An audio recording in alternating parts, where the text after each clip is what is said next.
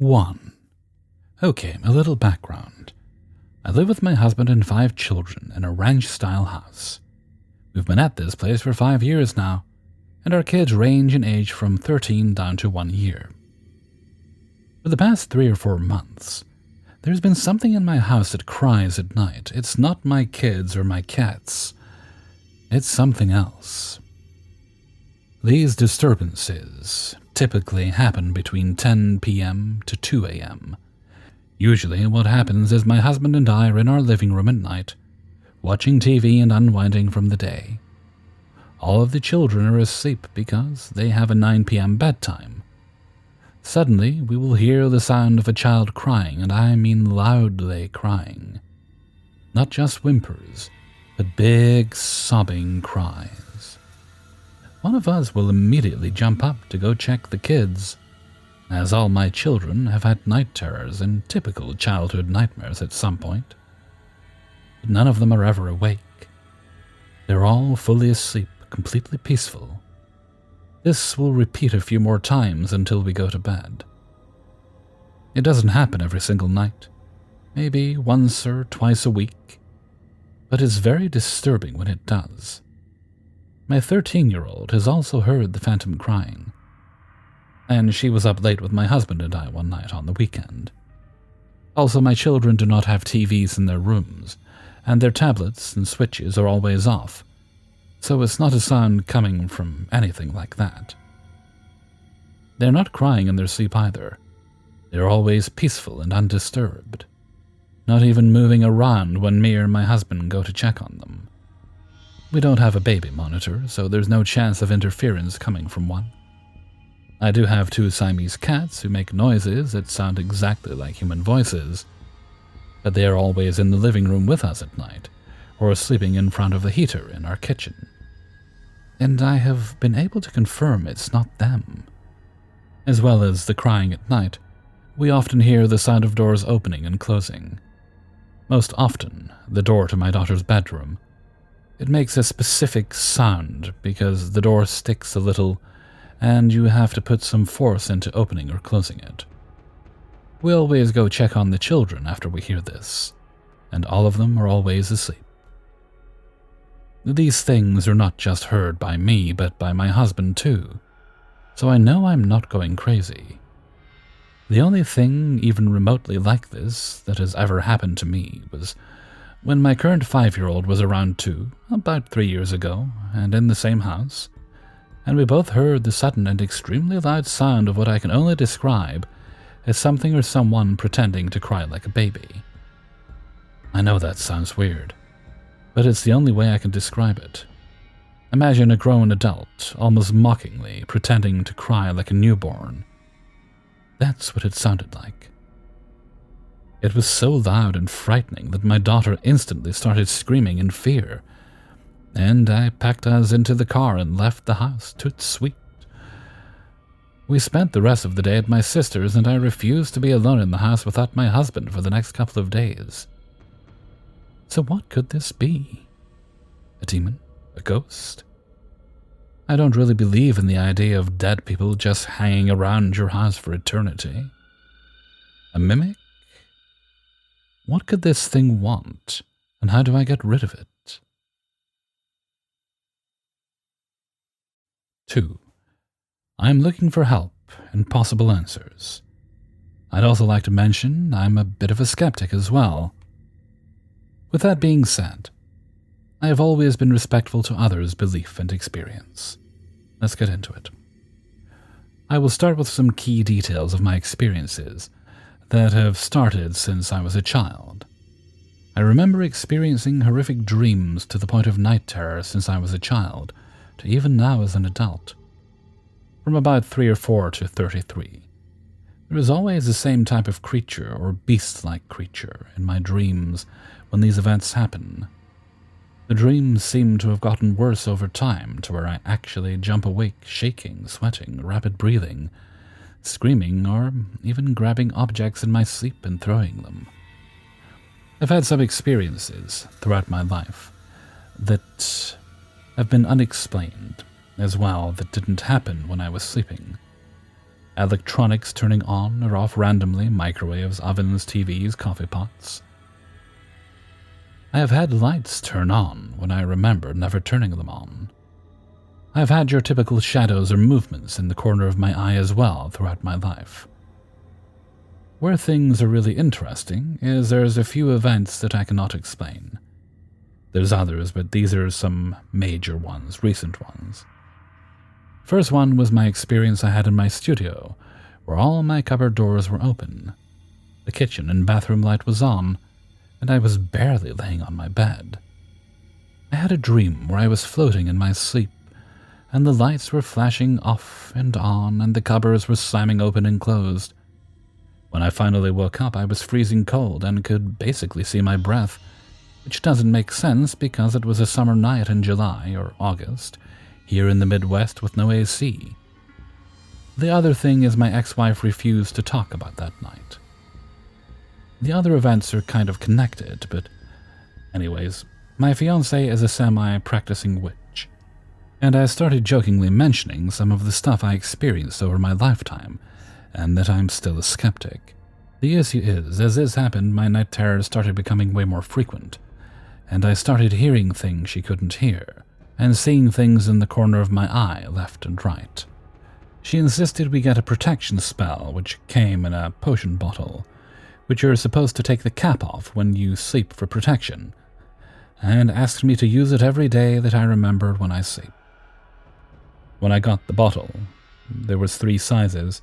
I said, well, clearly we need to get the biggest one, then, since I have been haunted by this since I was a child.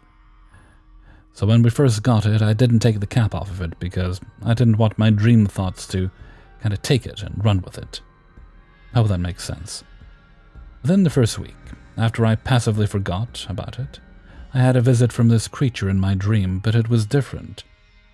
It was asking me to get rid of the protection bottle, because it couldn't do anything with it around. Mind you, this was with the cap still on, and I jokingly said something to the fiancé, and she jokingly said, well, it clearly works then, even with the cap on. Fast forward a little bit ahead in time. I was getting out of the shower, and my fiancé asked, what the hell did I do to my back?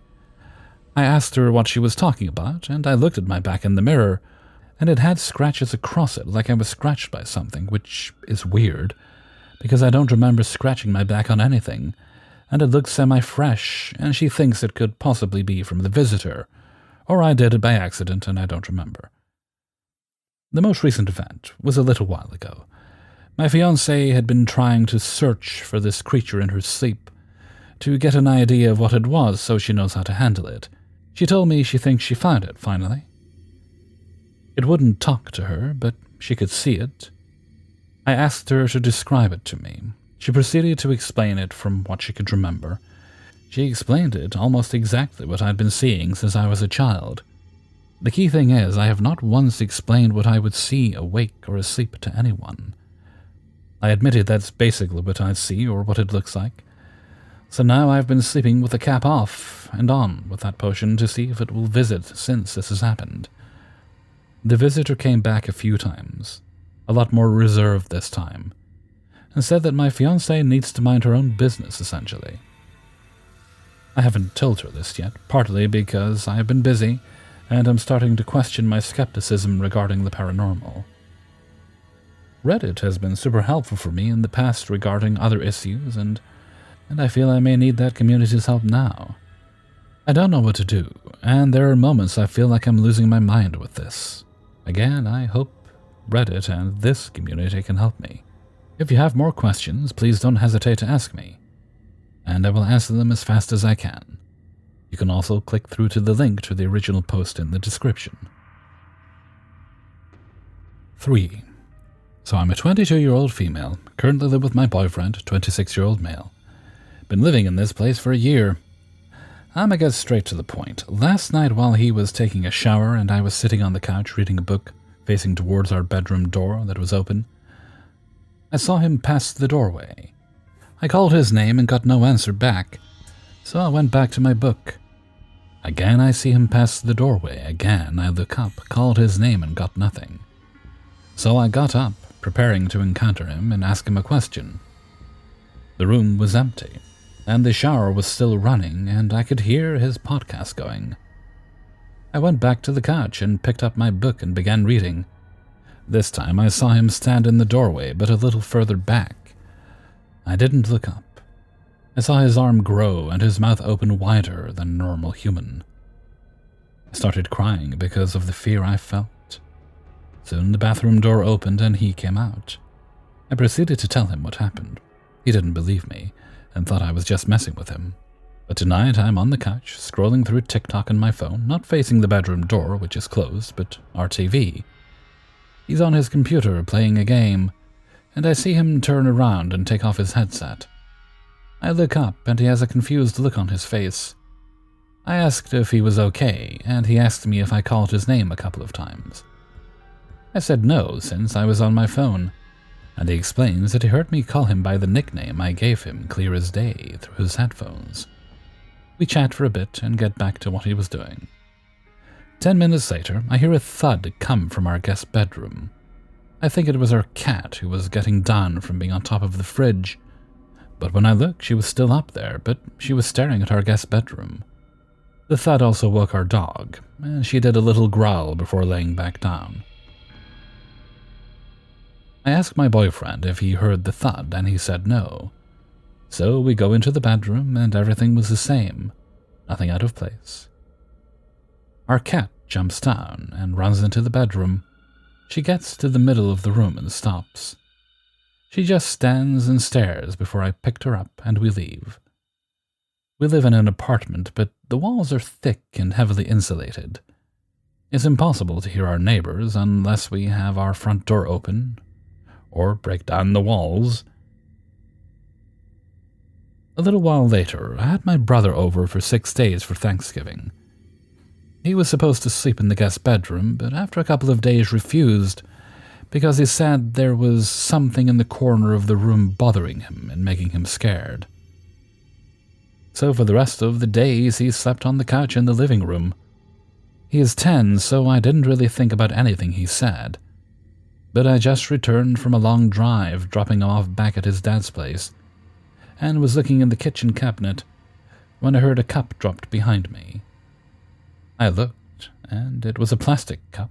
Thankfully, we keep next to the dish tray in the middle of the counter away from the edges. I picked it up and put it back, but found it strange. 4.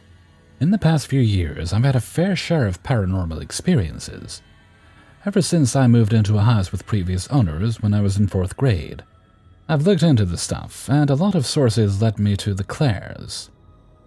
I've always been fascinated with the paranormal, but whenever something like that happens, I get so overwhelmed that I start to become legit terrified. The thing that eludes me the most is that I have anxiety, and I get anxiety attacks or the feeling of an oncoming attack just from being put on the spot by a teacher in class. Though, I've never felt that sort of panic when dealing with stuff like this, and it's confusing. I've read in places that some people are simply more receptive to the energy around them, and it can make their pulse pick up and stuff like that. And I'm wondering if that's what this is. Anyway, I'm rambling, so I'm just going to get to the point. I'm going to be talking about the Claires, numerology, and my past paranormal experiences, because I want to know if they could mean that maybe I'm more receptive. Not sure if that's the right word. First for the Claires. For those who don't know, these are basic senses we all learn from our world. But for the paranormal world, there's clairvoyance, aka being able to see spirits. Then there's clairaudience, being able to hear them. Then there's clairsentience, being able to feel them or the things they experienced. Claircognizance, clear knowing, and clairscent, smell, and clairgustance, taste. Out of those 5, the only ones I think I have an affinity for are clairsentience, clairaudience, and claircognizance. There are signs for all of them, and many make sense. For clairsentience, I don't want to list them all because that would take really long, but I've always been able to just get these vibes about someone, and they've always been right. Or I'll get bad feelings and something bad will happen, or I'll get chills, feel as though someone just touched me or brushed against me. I can empathize with others really well, and the smallest things can create huge emotional reactions. Clairaudience, I have perfect hearing despite my eardrum being almost gone in one ear. However, when I'm not alone, no sounds, or focusing on hearing, I am hearing so much and taking in so much that almost everything becomes muffled and I have trouble processing what I'm hearing. Sometimes I'll hear knocks, footsteps, scratching at the door, but nothing will be there. Sometimes I'll think I hear someone say my name, but no one did. For claircognizance, sometimes I'll just know things. I don't know why I know. For example, there was this girl that used to hang out with my friends that I had literally never met or seen. Didn't even know her name. I hated her from the get-go, and I just knew she was fake, super fake. Well, a year later, she was talking crap about my friends behind their backs and gossiping about their boyfriends, then blaming it on others when my friends confronted her. No one had believed me. I've also been able to just predict things a lot.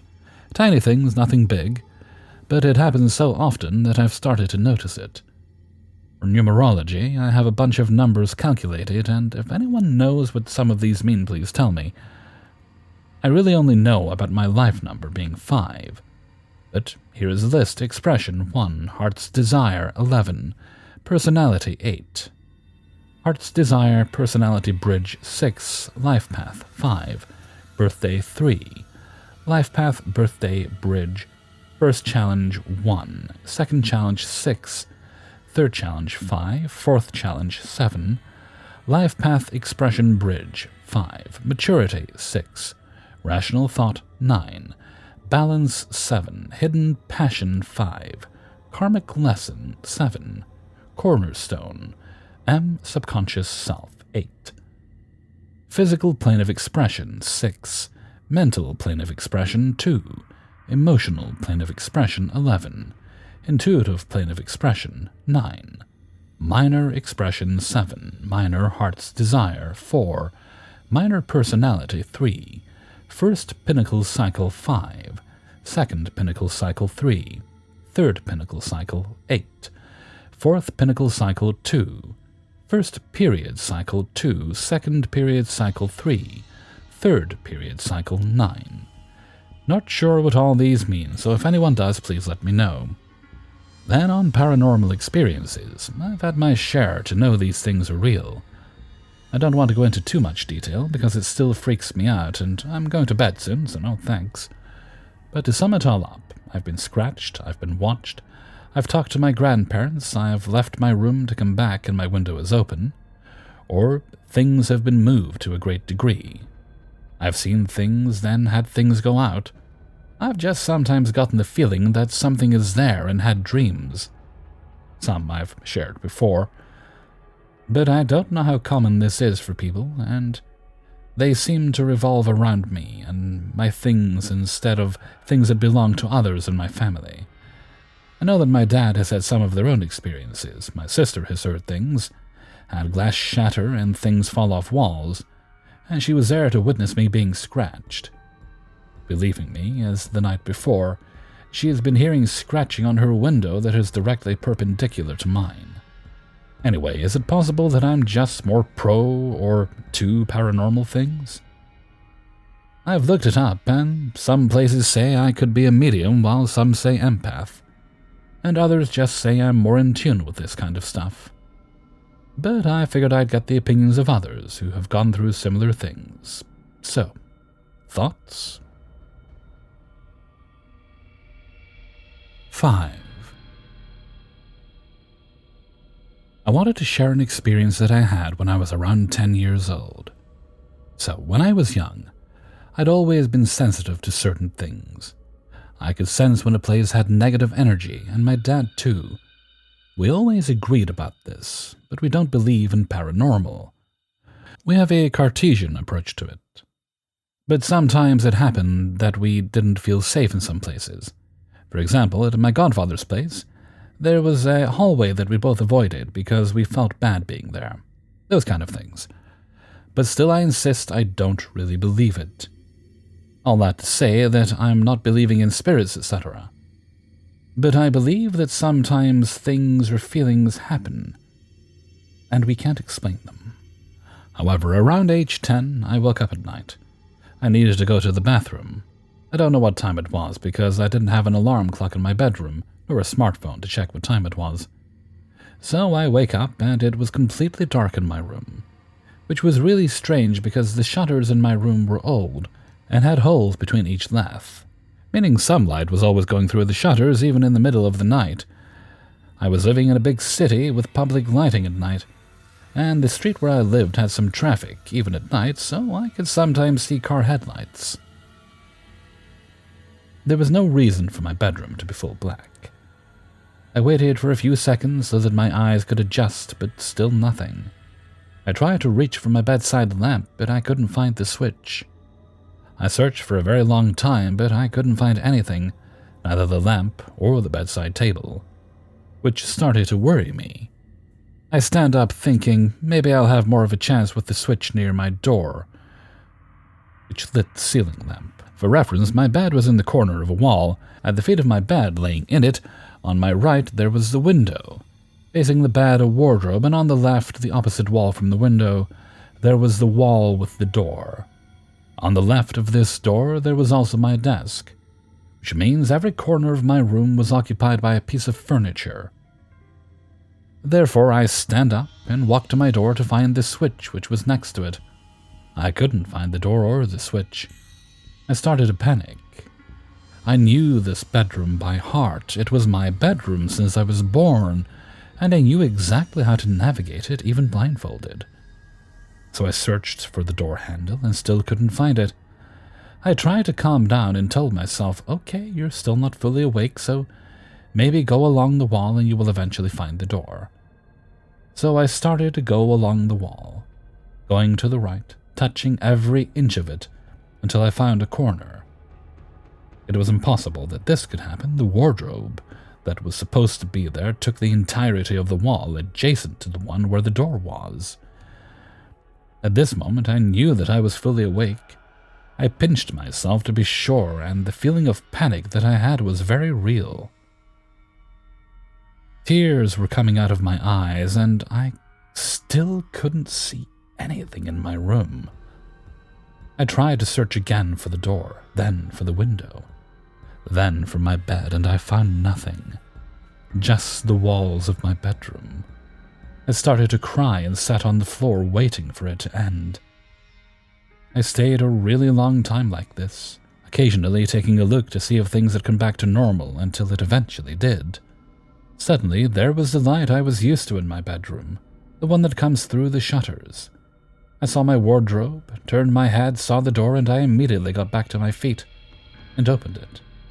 All I wanted was to get out so it wouldn't happen again. For weeks I had trouble sleeping in my room. I didn't close the door of my bedroom for a while. I know what I experienced was real. I've never really spoken about it because it seems very unreal. I know it wasn't sleepwalking or anything because I was fully awake. I pinched myself in everything. I don't really know if it was something paranormal. Maybe it has a very logical explanation to it. But still it was very striking at that time. But it didn't traumatize me, as I now sleep in a full black bedroom and can't stand having any sort of light. Something like this never happened to me again. And it did make me believe in the paranormal more than this. But I'm not close to the subject, it's just that I only believe what I see. I always wanted to know if anyone had a similar experience, so if that's the case, feel free to share it. Hey everybody, Hellraiser here, and thank you very much for listening to Paranormal Stories, episode 312. And thank you very much to everybody who allowed me to use their stories in this video. If you'd be so good as to let YouTube know that you like the video by pressing the like button, that will encourage them to show it to other people. Okay, let's move right along to Hellraiser's question of the day, then I'll go give my voice a little rest. And today's question is, what song is the current soundtrack to your life? So basically, what song are you listening to the most on repeat at the moment? For me, taking a look at my Music Unlimited, I think it's actually Yamo Be There by James Ingram and Michael McDonald. If not that, because I tend to listen to a lot of songs kind of in batches. These are the ones that are my favorites at the moment. It's probably Anti-Hero by Taylor Swift, or the whole Stranger in the Alps album by Phoebe Bridgers. And that's been a favorite of mine for quite a few years. But what's yours? What's the soundtrack of your life right now? Hopefully I'll find something new to listen to that I didn't even know existed. Please do pop your answers in a comment below. And with that, I'm going to head off for now. So until next time, thank you very much for listening, and take very good care of yourself.